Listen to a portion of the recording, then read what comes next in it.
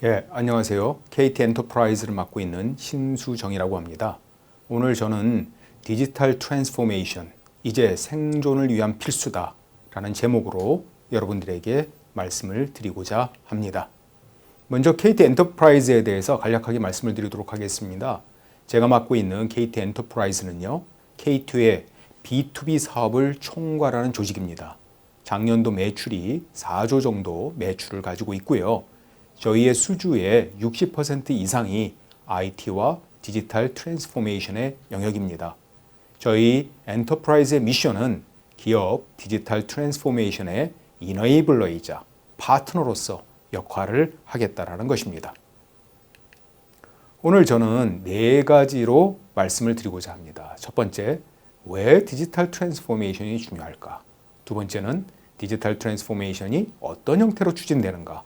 그리고 KT의 디지털 트랜스포메이션의 경험을 말씀드리도록 하겠습니다. 그리고 마지막으로는 여러분들에게 기업이 성공적으로 디지털 트랜스포메이션을 하기 위해서 어떤 것이 필요할까 하는 제언을 말씀드리도록 하겠습니다. 디지털 트랜스포메이션이라는 것이 무엇일까요?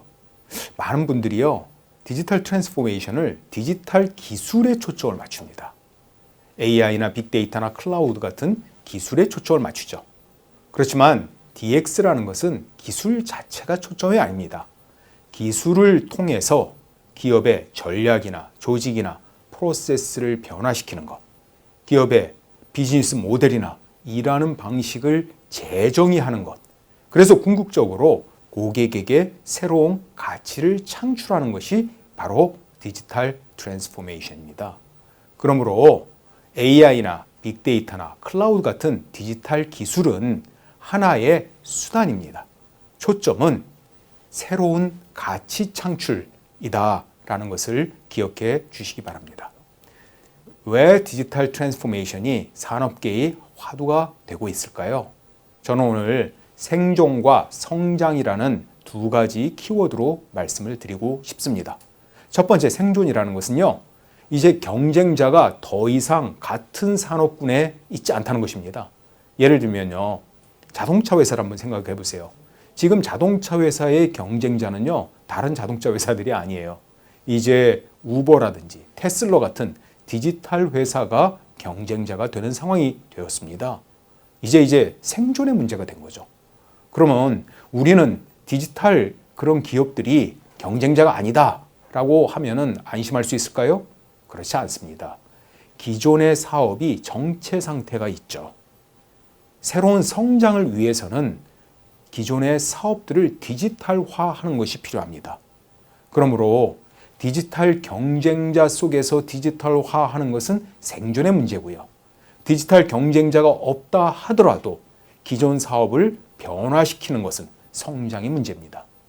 그러므로 디지털 전환이라는 것은 생존과 성장의 문제이다 라고 저는 말씀드리고 싶습니다.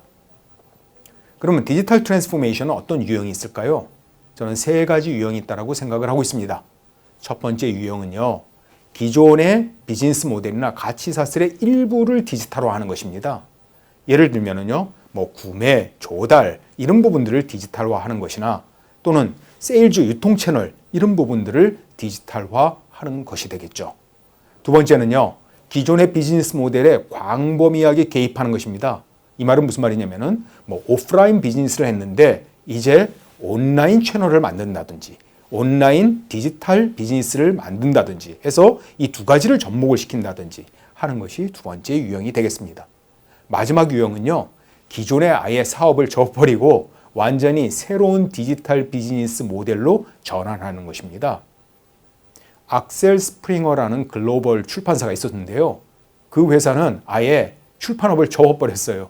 그리고 출판업에서 쌓은 데이터를 가지고 부동산 정보업, 또 잡에 대한 정보업 하는 것으로 디지털업으로 완전히 전환을 했습니다. 이러한 부분들에서 디지털 트랜스포메이션의 유형이 있습니다. 그러면은 어떤 디지털 트랜스포메이션 사례가 우리에게 좋은 인사이트를 줄까요? 저는 존 디어의 사례를 항상 얘기를 합니다. 이 사례는 디지털 전환에 있어서 굉장히 우리에게 좋은 인사이트를 줍니다. 존 디어는요, 뭐 하는 회사냐면요, 농기계 제조업체입니다. 농기계가요, 열심히 팔았는데 매출이 정체 상태에 이르렀고요. 주가도 점점 떨어지는 상황이 되었습니다. 그래서 이제 존 디어가 생각을 했어요. 야, 어떻게 우리가 변신해야지? 그럴 때 이런 생각을 해봤습니다. 왜 고객들이 농기계를 살까? 생각해 보십시오. 왜 고객들이 농기계를 사겠습니까?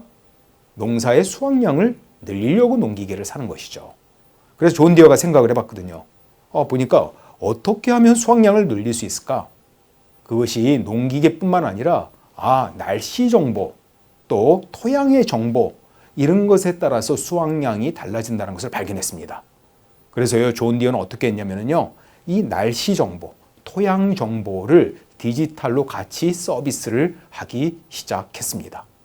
그래서 농기계를 팔면서요, 이러한 디지털 정보도 같이 제공을 한 거예요. 그 다음에 또 어떤 걸 한 줄 아세요? 농기계에다가 칩을 다 달았어요. 그리고 그 정보들을, 운행 정보들을 클라우드에 다 올렸습니다. 그리고 분석을 했어요. 그래서 어떻게 하면 농기계가 가장 효율적으로 운영되는가 하는 것들을 끄집어냈습니다. 그리고 농기계가 장애가 생기면은요, 그 원인을 원격에서 실시간으로 파악했던 것입니다. 뿐만 아니라 지금은요, 농기계를 자율주행 농기계로 만들어 버렸어요. 이러한 디지털 전환에 힘입어서요, 지금 존 디어의 주가는 굉장히 올라가고 있습니다. 이러한 전통회사라고 생각했지만은 이러한 디지털 정보들을 사용해서 상당 부분 비즈니스의 변화를 이루어냈던 것이죠. 뿐만 아니라요, 디지털 전환을 한 여러 가지 사례가 있습니다. 노틀담 성당이 있었는데요. 이 노틀담 성당이 얼마 전에 화재로 인해서 상당 부분이 유실됐다고 합니다. 그래서 이런 부분들을 도대체 어떻게 해결할 수 있을까? 이러한 세계의 문화를 어떻게 재건하고 보존할 수 있을까라고 고민을 하다가요, 디지털 3D 모델링을 써서 그 유산 자체를 재건하고 보존하는 그러한 사업을 했다고 합니다. 또한 에어버스가요, 경량화된 비행기를 좀 만들고 싶었어요. 그 과거 같으면은 엔지니어들이 고생을 해서 여러 가지 설계안들을 만들어냈죠. 근데 이번에는 AI 기반의 설계 기술을 적용을 했습니다. 그래서 AI가요, 수천 건의 다양한 설계 옵션들을 제공을 했어요. 그래서 그것들을 활용을 해서 비행기를 경량화할 수가 있었습니다. 이렇게 디지털 기술을 사용함으로써 기존에 하지 못했던 것, 또 기존에 엄청나게 많은 시간이 걸렸던 것들을 획기적으로 생산량을 증가시키는 그러한 모습들을 우리가 볼 수가 있습니다. 그럼에도 불구하고요, 우리나라 기업들의 디지털 트랜스포메이션 현황은 그렇게 썩 좋지는 않습니다. 한국산업기술진흥협회에 따르면요, 디지털 추진에 적극적인 기업은 10%밖에 되지 않아요. 그리고 아직은 생산성 향상이라는 1차원적 도입에 초점을 맞추고 있습니다.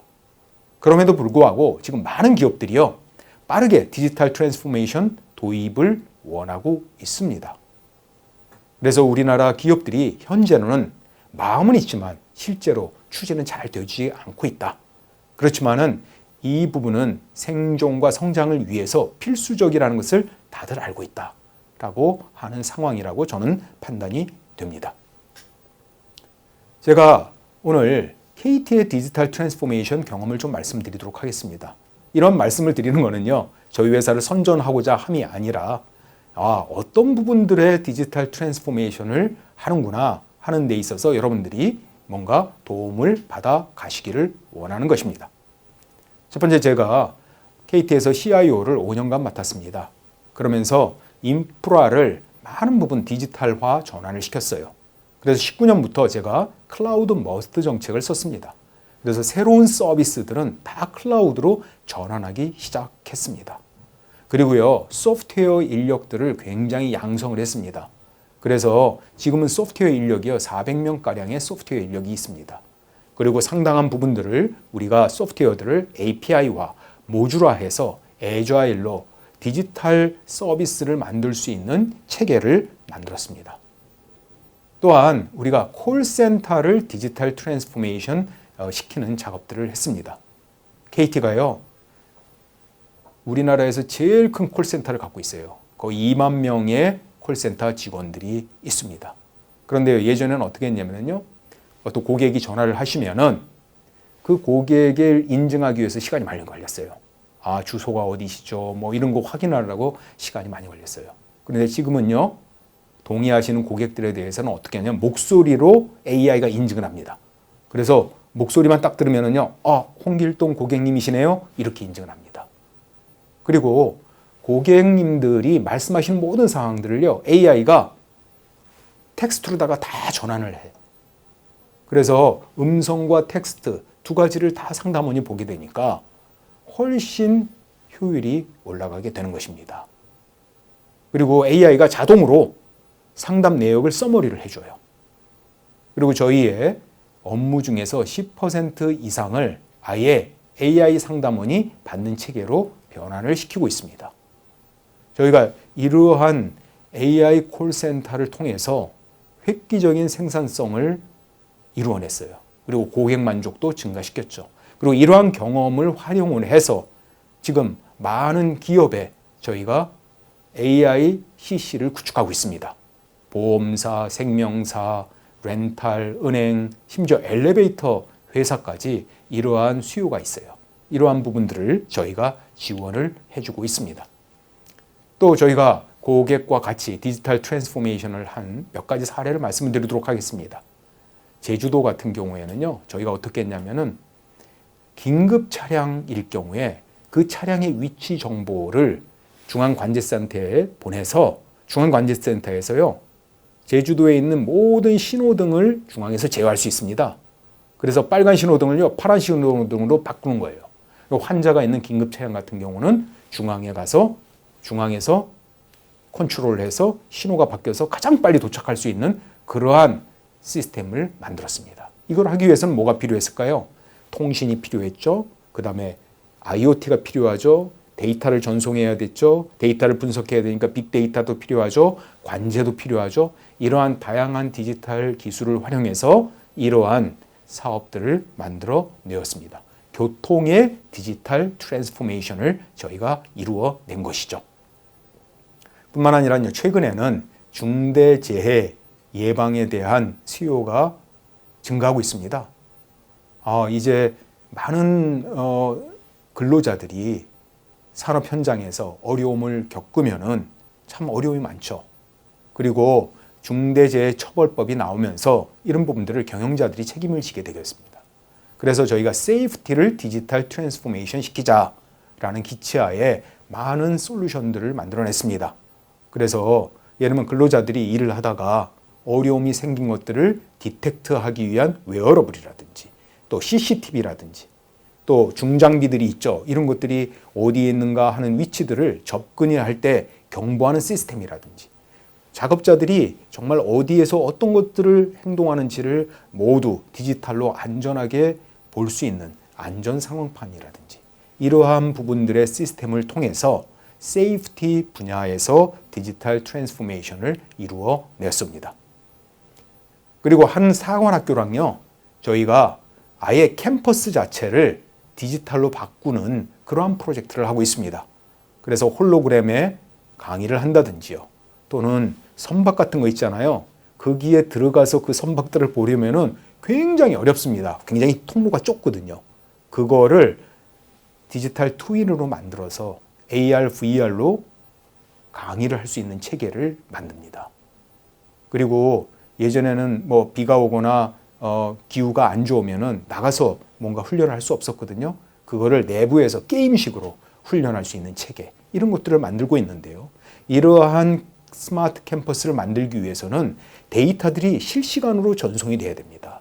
그래서 그 기반은 5G 네트워크로 만들어 내고 있습니다. 이러한 방식으로 캠퍼스도 디지털로 전환을 시키고 있습니다. 뿐만 아니라 한 공업사원은 저희가 팩토리도 디지털화로 바꾸고 있어요. 그래서 디지털 트윈을 사용해서 생산 공정들을 다 디지털로 저희가 시뮬레이션을 합니다.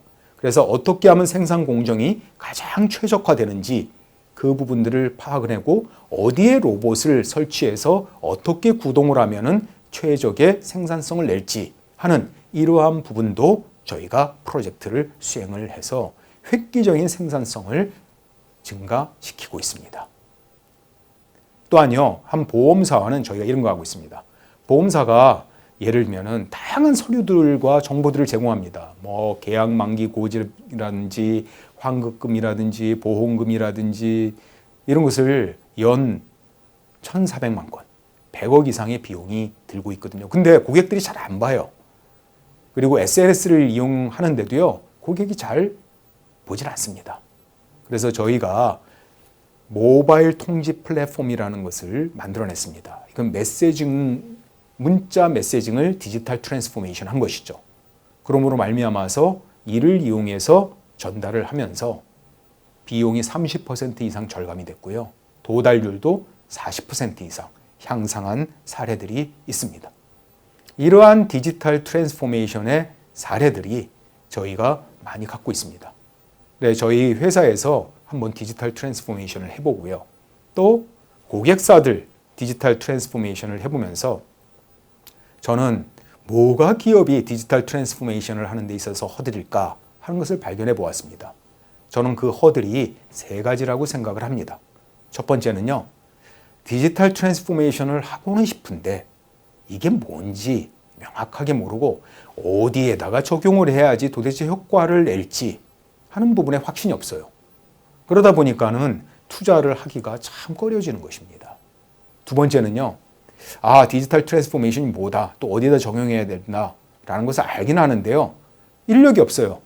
내부에 AI나 클라우드나 빅데이터나 디지털 기술들을 활용하고 설계하고 구현할 수 있는 인력이 없습니다. 그러다 보니까는 이걸 할 수가 없는 거죠. 그리고 마지막으로는요, 직원들 입장에서는 이 디지털 기술을 잘 몰라요. 그래서 새롭게 배운다는 것에도 약간의 거부감이 있고요. 또 이 기술이 들어옴으로써 혹시 나의 일하는 방식들이 바뀌어질까 약간의 두려움도 있습니다. 이러한 부분들이 기업이 디지털 트랜스포메이션을 추진하는 데 있어서 허들이라는 것을 제가 발견을 했습니다. 그러면 이것을 어떻게 대응을 해야 될까요? 저는 세 가지의 대책에 대해서 여러분들께 말씀을 드리고 싶습니다. 첫 번째는요, 디지털 트랜스포메이션은요, 한꺼번에 크게 하시면 안 됩니다. 한꺼번에 뭐 AI를 왁 적용한다든지, 한꺼번에 클라우드로 다 전환한다든지, 뭐 우리 회사 전체를 디지털 전환을 한다든지 이런 부분들은 효과가 별로 없어요. 일단 작게 시작을 하셔야 됩니다. 비용 대비 효과가 큰 분야에서 디지털을 아주 작게 출발하는 게 좋습니다. 이러한 부분에 작은 성공 사례를 확보하고 자신감을 얻으면은 그 다음 거라고 하는 방식이 효과적입니다. 두 번째는요, 내부 역량이 부족하다고 말씀드렸지 않습니까? 그러면은 디지털 역량을 가진 기업과 파트너십이 필요합니다. 혼자서 할 수가 없어요. 그래서 저희 같은 회사와 파트너십을 통해서 내부에 어디를 디지털 트랜스포메이션을 해야 하는지, 또 어떻게 해야 하는지, 또 기존의 인력들의 역량들은 어떻게 길러야 하는지에 대한 부분들에 대해서 도움을 받을 수가 있습니다. 마지막으로는요, 디지털 트랜스포메이션은 그냥 기술의 문제가 아닙니다. 사실은 문화와도 관계가 돼 있어요. 디지털 트랜스포메이션을 하려면은요, 조금 더 조직이 애자일해져야 돼요. 실험 중심으로 돼야 되거든요. 뭔가 실행해보고 그 다음에 다시 또 엑스페리멘트 해보고 또 실패해도 다시 해보고 이러한 방식의 문화가 필요합니다. 예전처럼 그냥 탑다운의 방식이라든지 워터폴 방식의 그러한 일하는 방식은 이 디지털 트랜스포메이션에 잘 맞지 않습니다. 그래서 이러한 문화들을 조금씩 조성해 나가는 것도 필요합니다. 제가 마지막 말씀을 드리도록 하겠습니다. 이 시대에 필요한 마인셋이 무엇일까요? 저는 디지털 트랜스포메이션 시대에 필요한 마인셋을 세 가지로 말씀을 드리고 싶습니다. 첫 번째는요, 고객과 사용자 중심이에요.